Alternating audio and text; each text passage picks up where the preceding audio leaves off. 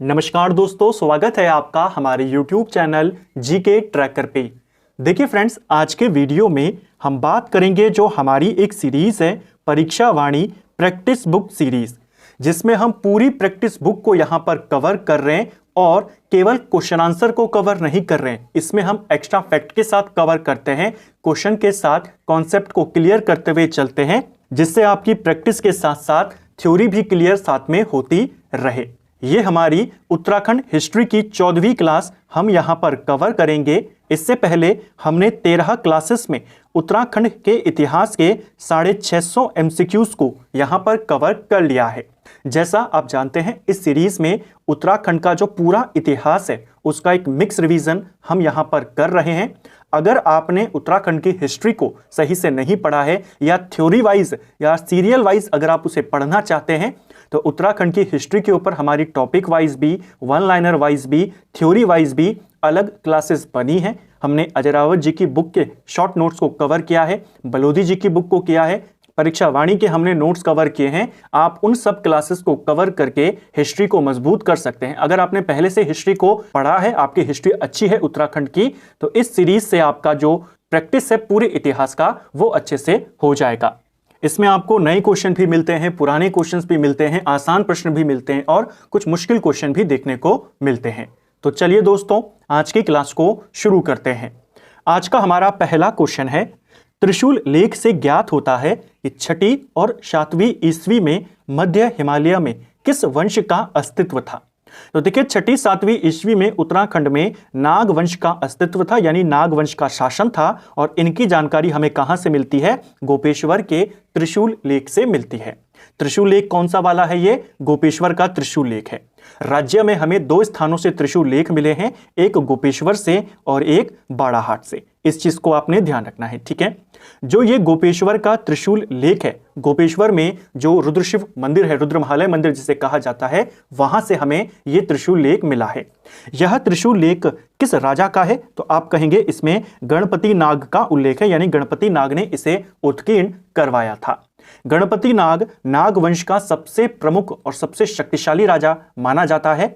इसने इसको अंकित करवाया था और इसके अलावा इसमें 3 नाग राजाओं के नाम और हैं। इनका क्रम पूछने को आता है। सबसे पहले स्कंद नाग का नाम है, उसके बाद इसमें विभु नाग का नाम है और फिर इसमें अंशु नाग। इन 3 नाग राजाओं के नाम है और चौथे नंबर पर किसका है? जिसका ये त्रिशूल लेख है, ठीक है। तो ऑप्शन डी इसका सही आंसर हो जाएगा।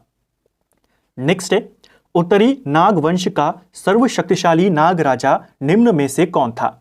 तो देखिए, नाग वंश का सर्वशक्तिशाली राजा आपने बताना है, तो वो कौन है? गणपति नाग है, ऑप्शन ए। जैसे कुड़िंद वंश का सबसे शक्तिशाली राजा कौन था? अमोघ भूति। उसी प्रकार नाग वंश का कौन है? गणपति नाग, ठीक है। अजयपाल के संदर्भ में निम्न में से क्या सही नहीं है? तो अजयपाल को लेकर के 4 स्टेटमेंट दिए गए हैं। अजयपाल कौन था? आप सभी जानते हैं, हिस्ट्री आपने अच्छे से पढ़ी है। पंवार वंश का सबसे शक्तिशाली राजा इसे माना जाता है, ठीक है। अजयपाल को लेकर के स्टेटमेंट देखते हैं। पहला स्टेटमेंट है, सावरी ग्रंथों में इसे आदिनाथ कहा गया है। तो पहला वाला आपका सही है। जो सावरी ग्रंथ है, तंत्र मंत्र से संबंधित हैं, इसमें अजयपाल को क्या कहा गया है? आदिनाथ कहा गया है। क्वेश्चन बन सकता है, किस पंवार राजा को आदिनाथ के नाम से भी जाना जाता है? तो आप कहेंगे अजयपाल। दूसरा, इसने माप तौल की धूली पाथा पद्धति की शुरुआत करी थी। तो यह भी आपका सही हो जाएगा। धूली पाथा किसके द्वारा लागू किया गया था? अजयपाल के द्वारा, ठीक है। बेसिकली इसने एक राजकीय पाथा बना दिया था जिसको लोग धर्म पाथा कहते थे, और जो देवलगढ़ शिलालेख है उसमें इसे धर्म पाथा ही कहा गया है। यह एक राजकीय वजन आप कह सकते हैं मापने के लिए, ताकि कोई भी धोखाधड़ी किसी के साथ न कर सके, ठीक है। इस धूली पाथा का वजन कितना होता था? यह आपके 2 किलोग्राम का होता था, ठीक है। तो दूसरा भी सही है और तीसरा भी सही है। अगला है, इसने सर्वप्रथम अपनी राजधानी श्रीनगर स्थापित करी थी। देखिए, श्रीनगर को राजधानी बनाने वाला ये पहला पंवार राजा था, लेकिन सबसे पहले ये श्रीनगर नहीं लेकर गया। पंवार वंश की राजधानी का क्रम अगर आपसे पूछा जाए, पंवार वंश की जो सबसे पहली राजधानी थी वो थी चांदपुरगढ़, ठीक है। चांदपुरगढ़ से राजधानी जाती है देवलगढ़ में, देवलगढ़ से जाती है श्रीनगर में और श्रीनगर से जाती है टिहरी में। तो राजधानी का क्रम आपको पता होना चाहिए। चांदपुरगढ़ राजधानी किसने बनाई थी? कनकपाल ने। चांदपुरगढ़ से देवलगढ़ अजयपाल लेकर गया, तो वो सबसे पहले देवलगढ़ राजधानी ले गया था। और फिर देवलगढ़ से श्रीनगर भी कौन ले गया? अजयपाल। और श्रीनगर से टिहरी राजधानी कौन लेकर गए? सुदर्शन शाह। तो ये आपको राजधानी का क्रम याद होना चाहिए, पेपर में बन सकता है। ठीक है, चौथा वाला आपका गलत हो जाएगा। नेक्स्ट है, चंदकालीन प्रमुख कर के संदर्भ में सूची 1 को सूची 2 से सुमेलित करें। तो चंदकाल के कुछ प्रमुख कर दिए हैं, चलिए इनको मिलाते हैं। पहला है रतंगली कर। यह किसके लिए लिया जाता था? रतंगली कर जो होता था यह आपके लेखकों के लिए लिया जाता था। तो पहले का क्या आंसर हो जाएगा? पहले का पहला आंसर हो जाएगा। कटक कर किसके लिए होता था? तो यह सेना के लिए होता था, यानी दूसरे का दूसरा आंसर हो जाएगा। श्यूक कर किसके लिए होता था? यह राजा के सेवकों के लिए होता था, तीसरे का तीसरा। और खैणी कपीणी कर की बात करें तो यह कुली बेगार से संबंधित कर था। चौथे का 4 हो जाएगा, यानी सब आपस में मिले हुए हैं पहले से, यानी आपका 1 2 3 4 इसका उत्तर हो जाएगा। ठीक है, चंद्रवंश के काल के जो टैक्स सिस्टम था इनका, उसके ऊपर ऑलरेडी एक डिटेल वीडियो बना है। गोरखा काल के करों के ऊपर एक वीडियो बना है, आप प्लेलिस्ट से उनको देख सकते हैं। उत्तराखंड हिस्ट्री के नाम से आपको प्लेलिस्ट मिल जाएगा। अदरवाइज अगर आप चंद टैक्स जीके ट्रैकर सर्च करेंगे तो भी आपको मिल जाएगा। नेक्स्ट है, कुड़िंद शासकों द्वारा चलाई गई मुद्राएं प्रायः किस धातु की होती थी? कूट के आधार पर सही उत्तर चुनें। तो देखिए, कुड़िंद शासकों की बात करें, कुड़िंद शासकों ने 2 प्रकार की मुद्राएं, 2 धातु की मुद्राएं इन्होंने चलाई थी। इनकी एक आती थी तांबे की मुद्राएं और एक होती थी चांदी की मुद्राएं। तो ऑप्शन बी और सी जहां पर होगा वो इसका सही उत्तर हो जाएगा।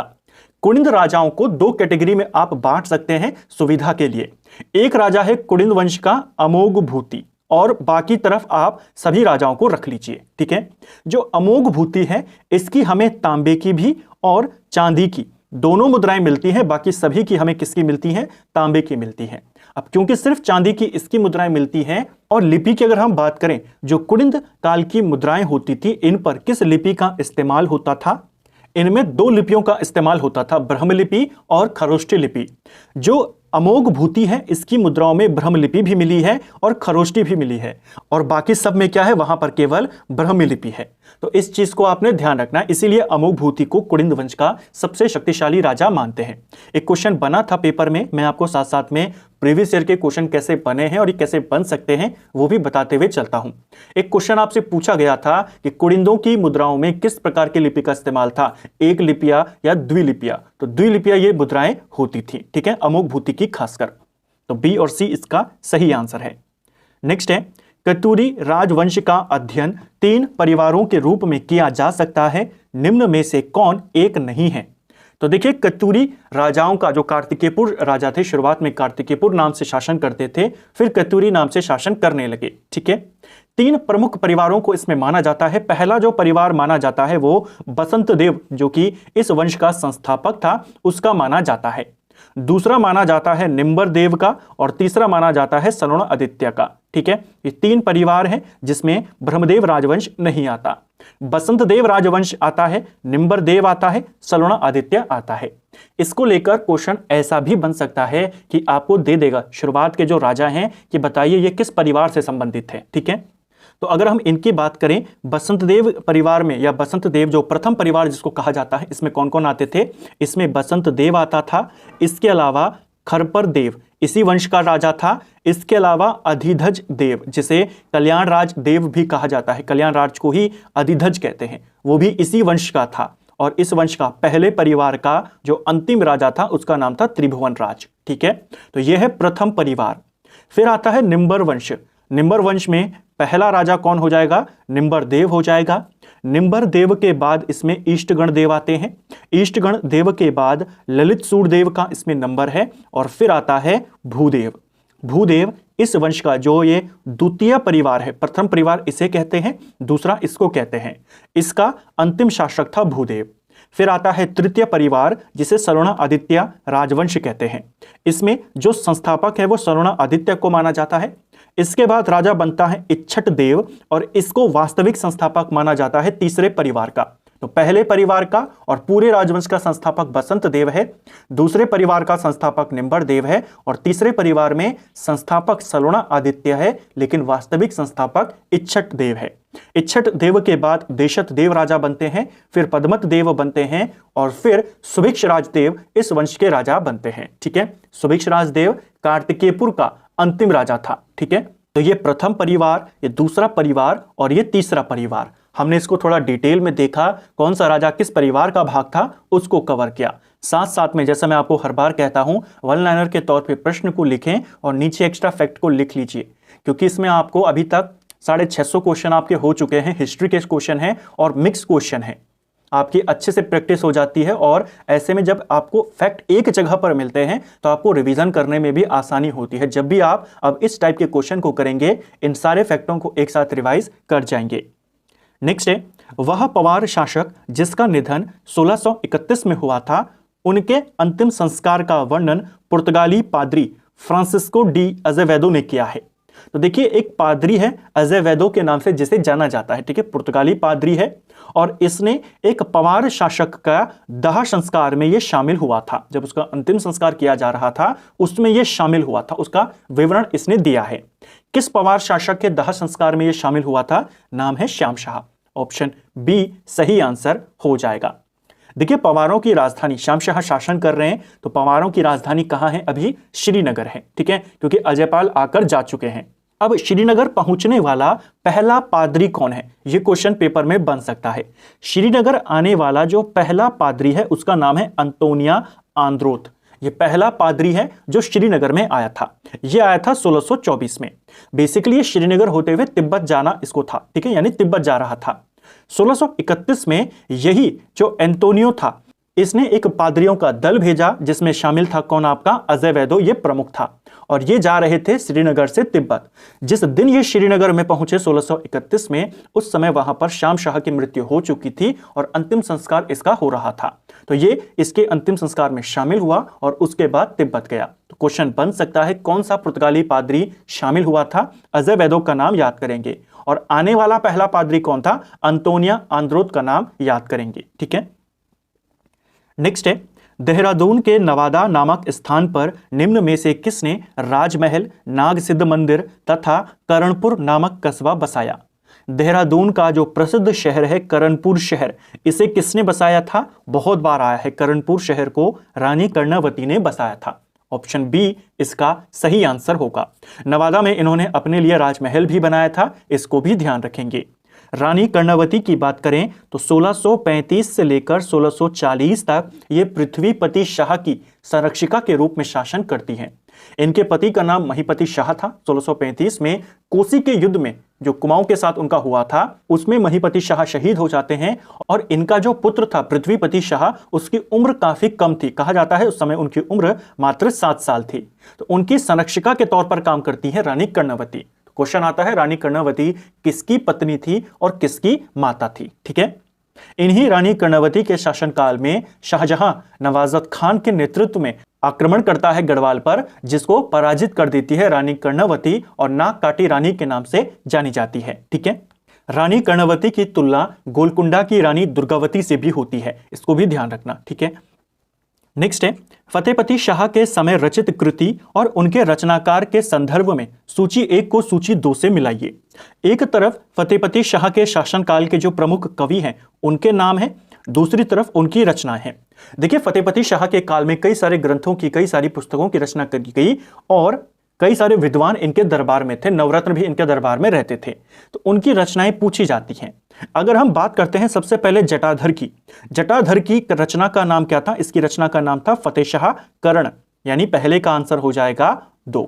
फिर आता है रतन कवि। रतन कवि की बात करें, इनकी रचना का नाम है फतेह प्रकाश, यानी दूसरे का आंसर हो जाएगा 1।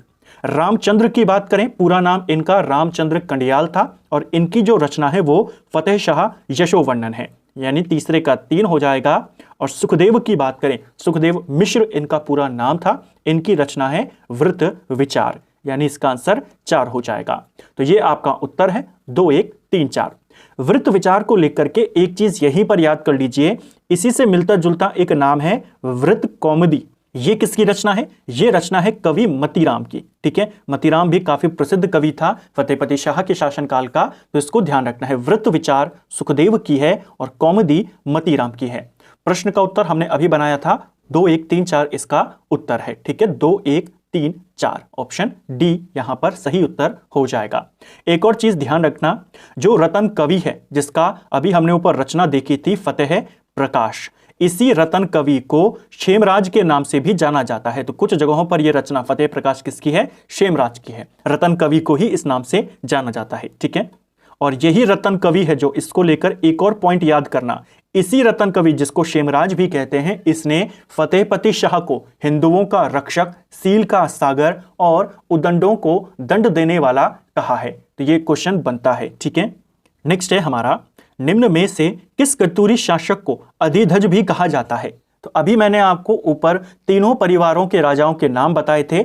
उसमें पहले परिवार में एक राजा है जिसका नाम है कल्याण राज के नाम से जिसे जाना जाता है, और इसी कल्याण राज को अधिध्वज भी कहते हैं। तो ऑप्शन सी इसका सही आंसर हो जाएगा। ठीक है, निम्नलिखित किस विद्वान ने फतेहपति शाह को हिंदुओं का संरक्षक, सील का सागर, उद्दंडों को दंड देने वाला बताया था? तो किसने बताया था? रतन कवि ने। इसकी रचना का नाम क्या है? फतेह प्रकाश। इसे किस दूसरे नाम से जाना जाता है? क्षेमराज के नाम से इसे जाना जाता है। ठीक है, फतेह भूषण रचना भी किसकी है? इसी की है। निम्न में से कौन सा स्थान या नगर कुड़िंदों की राजधानी नहीं रहा था? तो देखिए, कुड़िंदों की राजधानी इनमें से कौन नहीं रहा था? कुड़िंदों की राजधानी श्रीनगर भी थी, महाभारत में उल्लेख मिलता है।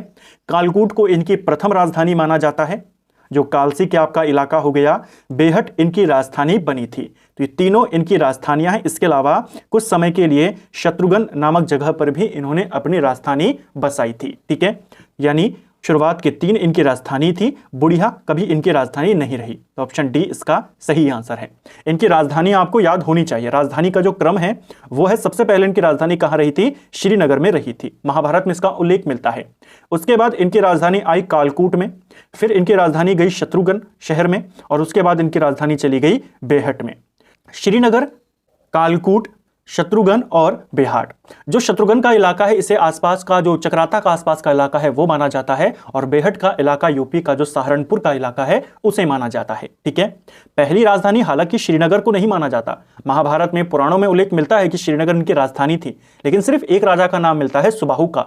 अगर आपसे क्वेश्चन आए कुड़िंदों की प्रथम राजधानी बताइए, तब आप कालकूट का नाम लेंगे। कालसी इनकी प्रमुख राजधानी थी और पहली राजधानी इसी को माना जाता है। ठीक है, लेकिन क्रम भी आपको पता होना चाहिए। चंदकालीन प्रमुख कर के संदर्भ में क्या सही नहीं है? तो चंदकाल के फिर से टेक्स्ट यहां पर आ गए हैं, देखते हैं कौन सा वाला गलत है। राखिया नामक कर रक्षाबंधन में लिया जाता था, यह आपका सही हो जाएगा। रक्षाबंधन के समय इस कर को लिया जाता था। ठीक है, राखिया। घोड़ियालों कर की बात करें तो राजा के घोड़ों के लिए लिया जाता था, यह भी सही है। बाजदार की बात करें, ब्याज पर लिया जाने वाला कर, एक गलत हो जाएगा। जो बाजदार कर था ये महाजनों के लिए लिया जाता था, महाजनों को देने के लिए लिया जाता था। ठीक है, पौरी कर की बात करें, राजधानी की रखवाली के लिए लिया गया कर, यह भी आपका सही है।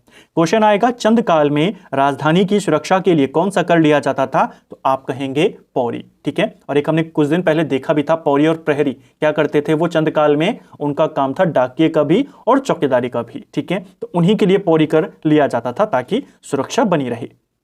नेक्स्ट है, कुड़िंद राजवंश के प्राप्त सिक्कों को 3 भागों में या 3 प्रकारों में विभाजित किया गया है, निम्न में से कौन एक नहीं है? कुड़िंद सिक्कों के बारे में हमने कई बार बात करी है। इनके सिक्कों को 3 प्रकार में बांटा गया है। पहला है इनका अल्मोड़ा प्रकार, दूसरा छत्रेश्वर प्रकार और तीसरा अमोघभूति प्रकार। इन 3 प्रकार के ये सिक्के हैं। काशीपुर प्रकार के सिक्के कोई भी नहीं है। तो ऑप्शन डी इसका गलत यहां पर हो जाएगा। ठीक है, क्वेश्चन बना भी है पेपर में कि अल्मोड़ा प्रकार के सिक्के का संबंध किस वंश से है? तो आप कहेंगे कुड़िंदों से है। छत्रेश्वर, जिनको अनाम सिक्के भी कहा जाता है, ये भी किससे संबंधित हैं? कुड़िंदों से। और इस वंश का सबसे शक्तिशाली राजा अमोघभूति है, इसको भी कहते हैं अमोघभूति प्रकार के सिक्के। किससे संबंधित हो जाएंगे? कुड़िंदों से। कुड़िंद राजाओं तथा उनके इतिहास के संदर्भ में उपलब्ध साहित्यिक स्रोतों में से क्या सही नहीं है? तो कुड़िंद राजाओं के बारे में और उनके इतिहास से जुड़ी हुई जो कुछ जानकारियां हैं उनके कथन दिए हैं, चलिए देखते हैं। रामायण के किष्किंधा कांड में पुलिंद चा शब्द का उल्लेख मिलता है, तो सही आंसर हो जाएगा रामायण में भी कुड़िंदों का उल्लेख है। किस कांड में? किष्किंधा कांड में। ठीक है। महाभारत के वन पर्व सभा पर्व में कुलिंद शासक सुबाहु का नाम मिलता है, तो यह भी सही है। रामायण में किष्किंधा कांड में, महाभारत में वन पर्व सभा पर्व में इनका उल्लेख है। इनके राजा का नाम सुबाहु बताया गया है और इसकी राजधानी श्रीनगर इसमें कही गई है। ठीक है। पाणिनि के अष्टाध्यायी में कुलुन तथा कोंदोप्रत नामों का उल्लेख मिलता है, यह भी आपका सही है और कहा जाता है ये भी कुड़िंदों से संबंधित थे। ठीक है। पुराणों के अनुसार कुलिंदों की राजधानी काशीपुर में थी, तो ये गलत हो जाएगा। इनकी राजधानी कहां थी? श्रीनगर। ठीक है। नेक्स्ट है, निम्नलिखित किस विदेशी विद्वान की पुस्तक ज्योग्राफी में कुड़िंदों को कुलिंदिस कहा गया है? तो किस विदेशी लेखक ने कुड़िंदों का उल्लेख किया है? क्वेश्चन आपका ऐसा बनेगा, किसने किया है? टॉलमी ने किया है। टॉलमी की किताब है ज्योग्राफी और इसी में इसने कुड़िंदों को कुलिंदिस कहा है। ठीक है। नेक्स्ट है, कन्नौज के त्रिपक्षीय संघर्ष के समय पाल वंश के धर्मपाल ने जब उत्तराखंड पर आक्रमण किया, तो यहां किस कतूरी राजा का शासन था? देखिए, उत्तराखंड पर पाल नरेश धर्मपाल का आक्रमण होता है। धर्मपाल के आने से पहले और धर्मपाल के जाने के बाद यहां पर राजा बदल गए थे। आने से पहले जो यहां का राजा था धर्मपाल के आक्रमण के समय, वो त्रिभुवन राज था, यानी प्रथम परिवार का अंतिम शासक। और जब धर्मपाल ने आक्रमण किया, धर्मपाल के साथ संधि करने वाला राजा पूछा जाता है, धर्मपाल के साथ संधि करता है निम्बरदेव। तो धर्मपाल जब वापस गया तब राजा यहां पर बदल चुका था और दूसरे परिवार की स्थापना हो चुकी थी जिसका शासक निम्बरदेव था। तो आक्रमण के समय पूछा है, त्रिभुवन राज इसका आंसर हो जाएगा। और उसके बाद कौन आया था? निम्बरदेव वंश यहां कर स्थापित हो गया था। ठीक है। नेक्स्ट है, होयनसांग द्वारा गौविषाण की यात्रा कब करी गई थी? बहुत बार हमने इसको कवर किया है। गौविषाण किसका प्राचीन नाम था? जो हमारा काशीपुर है, इसी का प्राचीन नाम है गौविषाण। ठीक है। होयनसांग ने इसकी यात्रा भी करी थी और ये यात्रा इसने 636 ईस्वी में करी थी। ऑप्शन सी इसका सही उत्तर यहां पर होगा। ठीक है। गौविषाण का शाब्दिक अर्थ क्या होता है? अगर ये क्वेश्चन बन जाए तो गाय के सींग इसका शाब्दिक अर्थ होता है। ठीक है। सबसे पहले गौविषाण के बारे में जानकारी, इसकी स्थिति के बारे में ये सब जानकारियां किसने दी हैं? होयनसांग ने दी है। इसको ध्यान रखना। ठीक है। होयनसांग जब इस इलाके में आए तो उसको क्या कहा जाता था? गौविषाण। चंद काल में इसको क्या कहा जाने लगा? चंद काल में इसे कोटा कहा जाता था और बाद में 1639 में इसकी स्थापना होती है काशीपुर के रूप में। क्वेश्चन आता है, काशीपुर की स्थापना कब हुई? जो इसे वर्तमान नाम मिला 1639 में काशीनाथ अधिकारी इसकी स्थापना करता है। ठीक है। गौविषाण का सर्वेक्षण किसने किया? काशीपुर का सबसे पहले सर्वेक्षण किसने किया था? वो कनिंगम ने किया था और कनिंगम ने ही बताया था सबसे पहले कि होयनसांग ने अपने यात्रा वृतांत में जिस गौविषाण का उल्लेख किया है वो कुछ और नहीं है, हमारा काशीपुर है। ठीक है। नेक्स्ट है, 12 अधिकारी, पंचथोक, खतिमन ब्राह्मण, पौरी 15 बिस्वा जैसी श्रेणियों में प्रजा का विभाजन निम्न में से किस राजवंश काल में हुआ था? तो प्रजा का विभाजन इन प्रकार से किसके द्वारा किया गया था? यह चंद शासकों ने किया था। ऑप्शन ए इसका सही आंसर हो जाएगा। इससे ज्यादा डिटेल में तो क्वेश्चन नहीं बनते हैं कि 12 अधिकारी कौन कौन से थे, पंचथोक में कौन कौन थे, खतिमन ब्राह्मण में कौन कौन शामिल थे, लेकिन 2 कैटेगरी का पूछा जा सकता है, एक आपसे पंचथोक के और एक आपके 4 बूढ़ा के। 4 बूढ़ा में हमने पहले भी कवर किया है, कार्की, बोरा, चौधरी, तड़ागी शामिल थे। पंचथोक में कौन आते थे? पंचथोक में 2 धड़े तो हो गए आपके, मेहरा और फरतियाल। इसके अलावा देव, ढेक और करायत, इनको आपने ध्यान रखना है। ठीक है। नेक्स्ट वीडियो में इस वाले टॉपिक को और ज्यादा डिटेल में समझने का प्रयास करेंगे, क्योंकि उत्तराखंड में कोई भी क्वेश्चन कभी भी आपसे बन सकता है। नेक्स्ट है, कतूरी राजवंश की द्वितीय शाखा या परिवार या वंश की स्थापना किसने करी थी? तो कतूरी राजवंश की द्वितीय परिवार का संस्थापक कौन था? पहला परिवार कौन है? बसंत देव, दूसरा निम्बरदेव और तीसरा सलवण आदित्य। ऊपर मैंने आपको तीनों के राजा बता दिए, तो यहां पर संस्थापक पूछा है, निम्बरदेव हो जाएगा। ठीक है। देशड़ देव किस वंश का राजा है? प्रथम परिवार का है, द्वितीय परिवार का या तृतीय परिवार का है? देशड़ देव के बारे में अभी हमने ऊपर देखा था, ये तीसरे परिवार का है और भूदेव दूसरे परिवार का। ठीक है। कतूरी वंश का पहला शासक जिसने संपूर्ण उत्तराखंड में एकता के सूत्र में बांधने का प्रयास किया, बहुत बार किया है, पेपर में भी आया है, पूरे उत्तराखंड को एक सूत्र में बांधने का प्रयास किया था ईष्टगण देव ने। ईष्टगण देव जो हैं ये निम्बर देव के पुत्र थे। ठीक है। जो निम्बर देव था, जो निम्बर वंश का संस्थापक था, उसके पुत्र का नाम था ईष्टगण देव। काफी प्रमुख राजा हैं ईष्टगण देव, इनको याद करना है। ठीक है। क्वेश्चन आता है जागेश्वर में नवदुर्गा, महिषमर्दिनी, लकुलीश मंदिर, नटराज मंदिर, इन मंदिरों का निर्माण किसने करवाया? जागेश्वर में इनको ईष्टगण देव ने करवाया। कार्तिकेयपुर वंश का जो सबसे प्रतापी राजा माना जाता है वो है ललित सूरदेव, और ये ललित सूरदेव किसका पुत्र है? ईष्टगण देव का। ठीक है, एक क्वेश्चन हम और कवर करते हैं कि आदि शंकराचार्य ने 820 ईस्वी में केदारनाथ में अपने प्राण त्यागे थे। क्वेश्चन आपसे पूछा गया था पेपर में कि किस वंश के काल में वो आए थे, तो आपने सीधा आंसर किया कार्तिकेयपुर राजाओं के काल में वो उत्तराखंड में आए थे। अगर पूछ रहे उस समय कार्तिकेयपुर राजा कौन था, तब आप कहेंगे राजा ईष्टगण देव था। ठीक है, नेक्स्ट है डोटी क्षेत्र में खट ख्वाला शब्द का प्रयोग निम्न में से किसके लिए किया जाता था? तो डोटी क्षेत्र यानी जो आज का नेपाल का इलाका है, इस क्षेत्र में यह शब्द छोटे ब्राह्मणों के लिए इस्तेमाल में होता था। ऑप्शन सी इसका सही आंसर होगा। पूर्व काल में डोटी, उत्तराखंड लगातार यहां पे संघर्ष चलता रहता था, कई बार ऐसे क्वेश्चन बन जाते हैं। निम्नलिखित किस पवार शासक की मृत्यु कुमाऊं अभियान में युद्ध के समय में हुई थी? तो कुमाऊं के साथ युद्ध में मरने वाला एकमात्र पवार राजा कौन है? वो है आपके महीपति शाह। ऑप्शन ए इसका सही आंसर होगा। और लास्ट वीडियो में भी हमने बात करी थी कि कौन से युद्ध में इनकी मृत्यु होती है? 1635 के कोसी के युद्ध में ये मारे जाते हैं। ठीक है, किस किस के बीच यह लड़ाई हुई थी? यह हुई थी महीपति शाह और चंद राजा त्रिमल चंद के बीच में। ठीक है, और इसके पीछे की कहानी भी हमने जानी थी कि महीपति शाह ने कुछ नागा साधुओं की हत्या करवाई थी, और इन्हीं की हत्याओं का जो पाप इनको लगा उसे प्रायश्चित करने के लिए इन्होंने खुद आग्रह किया था त्रिमल चंद से युद्ध के लिए, ताकि ये अपना उसमें प्राण त्याग सकें। ठीक है, तो महीपति शाह को आपने ध्यान रखना है। आईने अकबरी के अनुसार 1559 में मुगल सैनिक कुमाऊं के बसंतपुर पर आक्रमण करते हैं, जो वर्तमान में किस जिले में पड़ता है? तो देखिए, कुमाऊं का इसे इलाका माना जा रहा है, किताब में इसको यही दिया गया है, और 1559 में आईने अकबरी के अनुसार कहा गया है, और यह इलाका वर्तमान देहरादून के जिले में यह बताता है। ठीक है, तो ऑप्शन बी आपने इसको ध्यान रखना है। कम चांस है पूछे जाने के, लेकिन फिर भी क्योंकि आईने अकबरी के सवाल बहुत बार आए हैं तो इसको ध्यान रखेंगे। वैसे इसका आंसर बागेश्वर होना चाहिए, इसको भी आपने अपने माइंड में रख लीजिए। ठीक है, 1581 में बधानगढ़ के युद्ध में बलभद्र की सहायता निम्न में से किस कतूरी शासक ने किया था? तो देखिए, बधानगढ़ का युद्ध, इसके वर्ष को लेकर भी बहुत कंफ्यूजन रहता है। कुछ जगहों पर 1581 है, कुछ जगहों पर 1591 है। मैं आपको हर बार कहता हूं आपने पहला रेफरेंस 81 को ही देना है।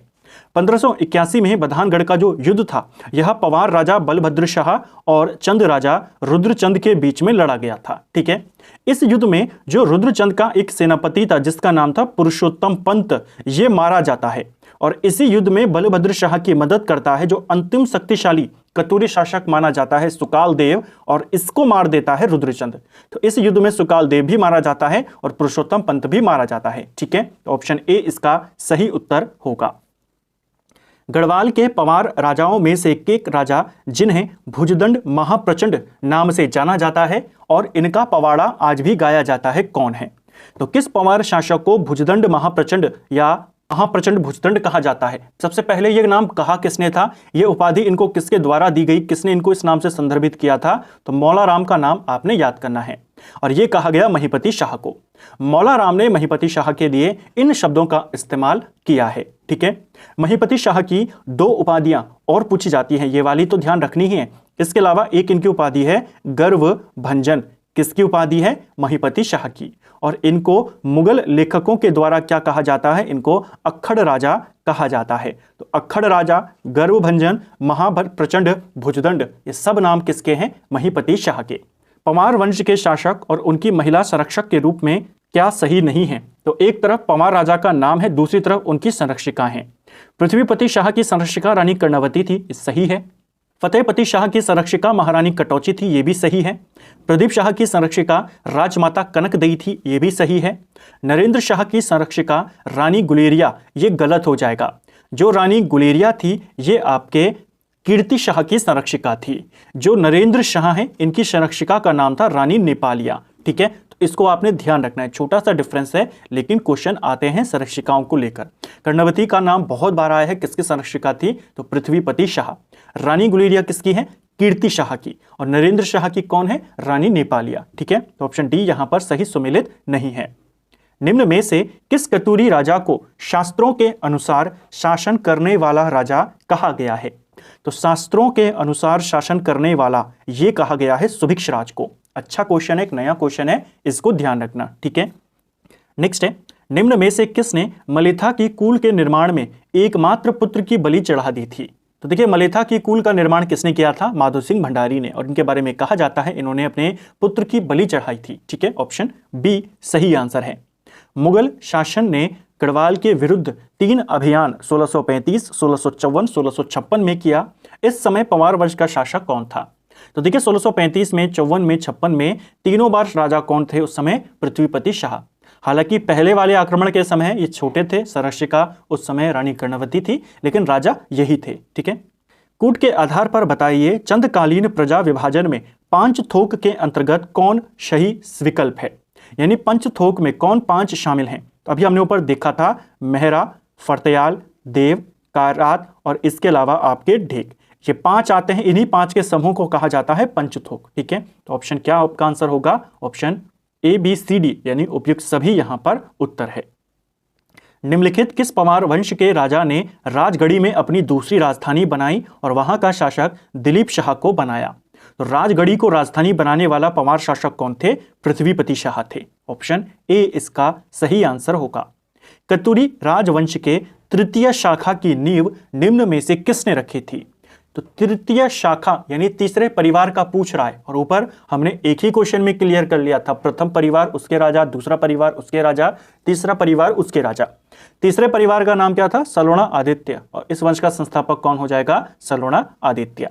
हालांकि अगर वास्तविक संस्थापक होता तो इच्छट देव को माना जाता है, ठीक है। नेक्स्ट है, अल्मोड़ा प्रकार की मुद्राओं के संबंध में क्या सही नहीं है? देखिए, अल्मोड़ा प्रकार की मुद्राएं, अमोघ भूति प्रकार की मुद्राएं और छत्तीश्वर प्रकार की मुद्राएं, 3 प्रकार की मुद्राएं हैं कुड़िंदों की। मैंने आपको ऊपर भी कहा कि केवल अमोघ भूति है जिसकी तांबे और चांदी दोनों की मुद्राएं मिलती हैं, बाकी आपकी कैसी हैं? तांबे की। तो पहला स्टेटमेंट दिया है ये मुख्यतः तांबे की होती थी, बिल्कुल सही है। जो अल्मोड़ा मुद्राएं हैं कुड़िंद वंश की संबंधित हैं और ये तांबे की होती हैं, ठीक है। ये ब्रह्मलिपि में लिखी गई हैं, ये भी सही है, क्योंकि अमोघ भूति की नहीं है। अमोघ भूति की होती तो ब्रह्मलिपि और खरोष्टी दोनों में होती। वर्तमान समय तक इस प्रकार के 58 सिक्के यानी 58 मुद्राएं प्राप्त हो चुकी हैं। ये वाला भी आपका सही है। सबसे पहले अल्मोड़ा से हमें 4 मुद्राएं मिली थी। इन 4 मुद्राओं को लंदन जो संग्रहालय है उसमें रखा गया है, जो ब्रिटिश संग्रहालय लंदन में उसमें रखा गया है, और बाद में हमें यहां से 54 मुद्राएं और मिली। तो टोटल कितनी मुद्राएं हो गई हैं अभी तक? 58 मुद्राएं। इन सिक्कों में 12 कुड़िंद शासकों के नाम की जानकारी होती है, तो ये गलत हो जाएगा। जो हमें ये 58 मुद्राएं मिली हैं इनमें हमें टोटल 8 कुड़िंद राजाओं के नाम मिले हैं। कौन कौन से ये नाम हैं? इसमें हमें शिवदत्त का नाम मिला है, हरदत्त का नाम मिला है 2, 3 है शिवपालित, चौथा है शिव रक्षित, 5वां है गौमित्र, 6ठा है विजयभूति, 7वां है मगभतस और 8वां है आसेक। तो इन 8 राजाओं के नाम मिले हैं, ना कि 12 राजाओं के। तो ये वाला गलत हो जाएगा, बाकी आपके सही हैं, ठीक है। मॉर्फोलॉजीज ऑफ कुड़िंद कॉइन्स पुस्तक के लेखक कौन है? तो कुड़िंदों की मुद्राओं के ऊपर, कुड़िंदों का जो पूरा इतिहास है बेसिकली वो उनकी मुद्राओं पर आधारित है। जैसे पौरव वंश का जो इतिहास है वो तालेश्वर ताम्रपत्र पर आधारित है, वैसे ही कुड़िंदों का इतिहास इनकी मुद्राओं पर है। तो इनकी मुद्राओं पर एक किताब लिखी गई है मॉर्फोलॉजीज ऑफ कुड़िंद कॉइन्स, और ये किताब लिखी है डॉक्टर MP जोशी ने। Option C. कार्तिकेयपुर का अंतिम कत्यूरी राजा कौन था? तो कार्तिकेयपुर का राजा पूछा है अंतिम, क्योंकि इसके बाद राजधानी चेंज हो जाती है। तो कार्तिकेयपुर का जो अंतिम राजा है वो सुभिक्षराज देव को माना जाता है। ऑप्शन ए इसका सही आंसर हो जाएगा, ठीक है। चंद राजाओं के कर व्यवस्था के संदर्भ में सही नहीं है। एक और क्वेश्चन चंद काल के करों को लेकर के, सांगा कर क्या ये नदी कर था? नदियों पर लगाया जाता था। नदियों का इस्तेमाल अगर आप करते हैं तो आपसे लिया जाएगा। नदी पर बने हुए पुलों का इस्तेमाल करते हैं तो आपसे लिया जाएगा। ये आपका सही है। झूलिया कर यह झूलों पर लिया जाता था, और ये जो नदी के ऊपर ब्रिज बनते थे, पुल बनते थे, उसमें भी ये शामिल था। तो सांगा झूलिया बेसिकली आपका नदी, झूला, पुल इनसे संबंधित है, ठीक है। खाड़ी खपीणी अभी हमने ऊपर देखा था कूली बेगार से संबंधित था। तो सभी विकल्प आपके सही हैं, ठीक है। द्रोणवापम, कुल्यवापम, खारीवापम का संबंध किससे है? कुछ जगहों पर केवल द्रोणवाप, कुल्यवाप और खारीवाप दिया है, मां इसमें से हटाया हुआ है, ठीक है। तो ये सब क्या है? ये सब के सब आपकी भूमि माप की इकाइयां हैं। ऑप्शन ए इसका सही आंसर होगा। और किस काल की भूमि माप की इकाइयां हैं? पौरव वंश की। क्वेश्चन आएगा पौरव वंश में भूमि मापन की इकाई कौन कौन सी होती थी, तो आप कहेंगे द्रोणवाप, कुल्यवाप, खारीवाप। ठीक है, नेक्स्ट है तालेश्वर ताम्रपत्र अभिलेख के अनुसार निम्न में से किस नगर या शहर को इंद्र की नगरी या नगरों में श्रेष्ठ कहा गया है। तो कौन से नगर को तालेश्वर ताम्रपत्र में इंद्र की नगरी और नगरों में श्रेष्ठ कहा है। देखिए तालेश्वर ताम्रपत्र किसका है, पौरवों का है, और पौरवों की राजधानी कहां है, इनकी राजधानी ब्रह्मपुर है, तो ये अपने ही शहर की तारीफ करेंगे। ऑप्शन बी इसका सही आंसर होगा। निम्नलिखित किस राजा ने पिथौरागढ़ की स्थापना करी थी। तो देखिए पिथौरागढ़ के संस्थापक माने जाते हैं प्रीतम देव। इन प्रीतम देव को पिथौरा शाही के नाम से भी जाना जाता है, इसको भी आपने ध्यान रखना है। जो कुमाऊं की एक प्रसिद्ध रानी है जिया रानी, वो इन्हीं की पत्नी थी। प्रीतम देव की पत्नी का नाम है जिया रानी। ठीक है, जिया रानी के जो पुत्र थे, जो इनके उत्तराधिकारी थे, उनका नाम था धामदेव। इसको ध्यान रखना, एक बहुत इंपॉर्टेंट क्वेश्चन आपका बनेगा। इन धामदेव को दुलाशाही के नाम से भी जाना जाता है, और इन्हीं धामदेव के एक पुत्र हुए जिनका नाम है मालूशाही, और एक काफी प्रसिद्ध कुमाऊं में एक प्रेम कहानी मानी जाती है, काफी प्रचलित है, काफी ज्यादा प्रसिद्ध है, राजुला मालूशाही। तो उनका संबंध भी कहां से था, यहीं से है, जिया रानी से है, धामदेव के वे पुत्र थे। ठीक है, प्रसिद्ध लोक गाथा है, प्रेम गाथा है ये। ठीक है, राजुला और मालूशाही की। नेक्स्ट है उत्तराखंड राज्य में शासन करने वाली शक्तियां क्रमशः हैं, तो इनके आपने क्रम लगाने। सबसे पहले आप जानते हैं महाभारत काल से शासन कौन करते आ रहे थे उत्तराखंड में, कुड़िंद आ रहे थे, तो सबसे पहले तो कुड़िंद आएंगे। अब कुड़िंद किसके अधीन शासन करते थे, बाद में, शुरुआत में कुड़िंद स्वतंत्र थे, लेकिन जब मगध पर मौर्य साम्राज्य आया तो कुड़िंद मौर्यों के अधीन हो गए। अशोक का हमें शिलालेख मिला कालसी से, तो कुड़िंदों के बाद कौन हो जाएंगे, मौर्य हो जाएंगे। ठीक है, मौर्य जब चले गए तब भी कुड़िंद शासन कर रहे हैं। कुड़िंदों का सबसे शक्तिशाली राजा कौन है, अमोघ भूति। अमोघ भूति के मरने के बाद मैदानी इलाकों में कौन आ जाते हैं, शक आ जाते हैं, और शकों के बाद आ जाते हैं कुषाण। तो ये इसका क्रम है, ऑप्शन सी इसका उत्तर है। गुप्त राजवंश के अधीन उत्तराखंड के तराई क्षेत्र को निम्न में से किस राजवंश ने अपने अधीन कर लिया था। तो उत्तराखंड के तराई क्षेत्र को गुप्तों के जो अधीन था उसे अपने अधीन कर लिया था नागवंश ने, ऑप्शन ए। चंद राजाओं के काल में अतिरिक्त उपज का जो हिस्सा भंडार में डाल दिया जाता था उसे क्या कहते हैं। यानी चंद काल में आपने जैसे कुछ खेती करी, आपने कुछ अनाज उगाया, जितनी आपको आवश्यकता थी उतना आपके लिए हो गया, अब कुछ अतिरिक्त बच गया, वो आपने कहां डाल दिया, भंडार में डाल दिया, यानी राजा को दे दिया। उसको कहा जाता था बैकर। बैकर आपका एक कर होता था जो अनाज के रूप में दिया जाता था, और कौन सा दिया जाएगा, जो आपके पास एक्स्ट्रा है उस समय। ठीक है, तो इसको आपने ध्यान रखना है। दो तरीके से क्वेश्चन बनेगा, या तो इस तरीके से बनेगा कि जो अतिरिक्त उपज का हिस्सा है उसे राजा के भंडार में डाल दिया तो उसको क्या कहेंगे, बैकर कहेंगे, और दूसरा अनाज के रूप में कौन सा कर लिया जाता था तब आप कहेंगे बैकर। ठीक है, नेक्स्ट है अधिकारियों के नाम और उनके कार्यक्षेत्र के संबंध में सूची यहां पर सुमेलित करनी है। देखिए हमें उत्तराखंड में कुछ प्रमुख अधिकारियों के नाम मिले हैं और उनके क्षेत्र क्या है वो मिला है, तो ऐसे क्वेश्चन बन जाते हैं। पहला है प्रभातार, ज्यादातर ये आपके कुछ कतुरी काल के अधिकारी हैं, कुछ पवार वंश के हैं, कुछ पौरव वंश के हैं, सारे मिक्स हैं। तो अभिलेखों में हमें किस अधिकारी के लिए क्या शब्द मिला है उसको देखिए।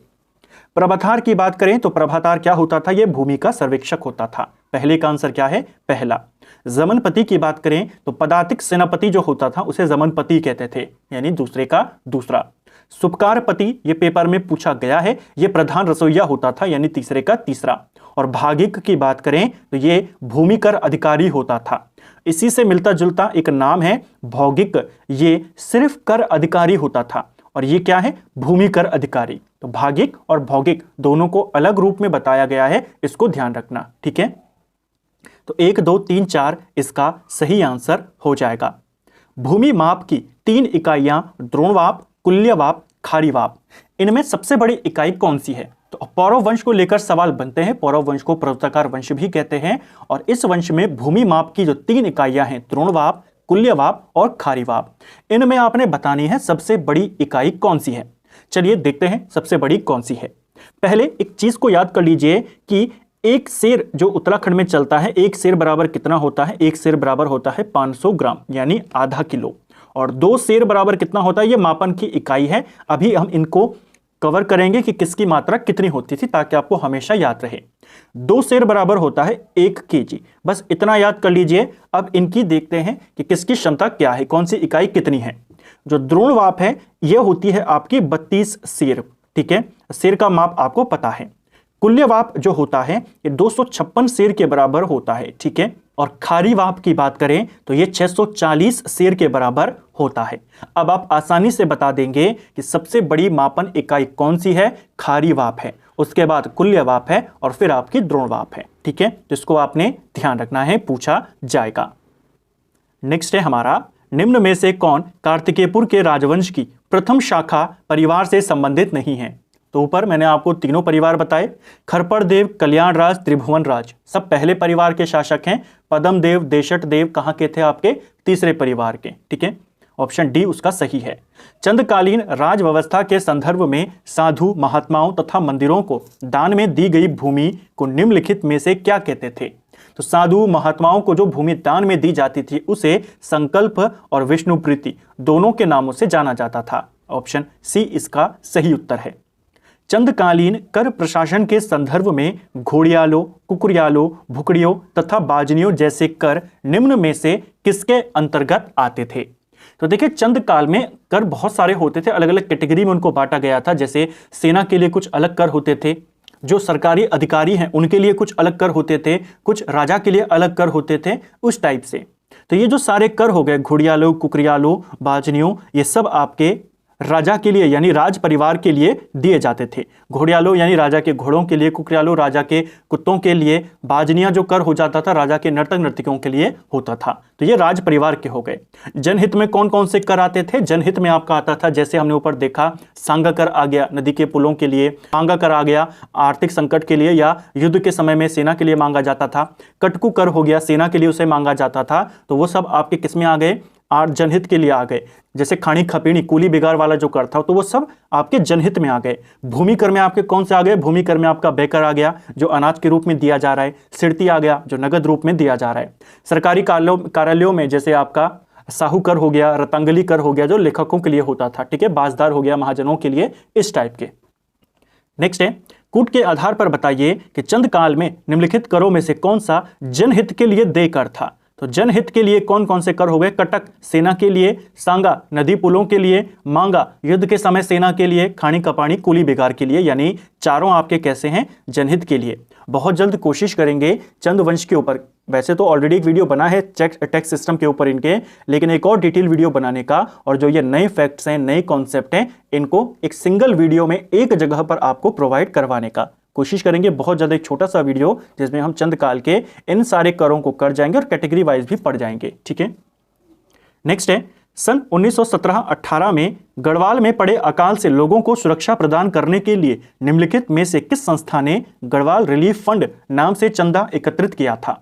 तो गढ़वाल रिलीफ फंड इस नाम से चंदा जमा किया था 1917-18 में आर्य समाज ने। ऑप्शन बी इसका सही आंसर हो जाएगा, ठीक है।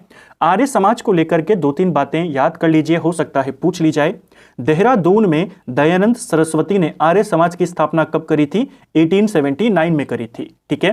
क्वेश्चन आएगा, उत्तराखंड में पहला आर्य समाजी स्कूल कब और कहां खोला गया। तो यह खोला गया था 1910 में, दुगड्डा में पहला आर्य समाजी स्कूल खोला गया।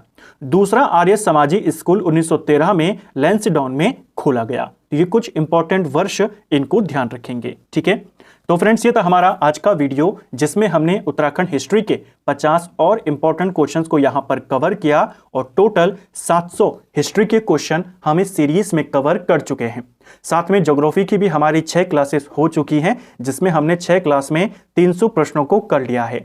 तो उत्तराखंड के आपके 1000 क्वेश्चन अभी तक कवर हो चुके हैं पूरी एक्सप्लेनेशन के साथ आपको प्रैक्टिस के लिए। उम्मीद करता हूं आपको आज का वीडियो पसंद आया होगा। अगर आपको ये वीडियो पसंद आई है तो वीडियो को लाइक करें, चैनल पर नए हैं तो सब्सक्राइब करें, अपने दोस्तों के साथ शेयर करें। वीडियो आपको कैसा लगा कमेंट बॉक्स में हमें ज़रूर बताएं। Thank you friends.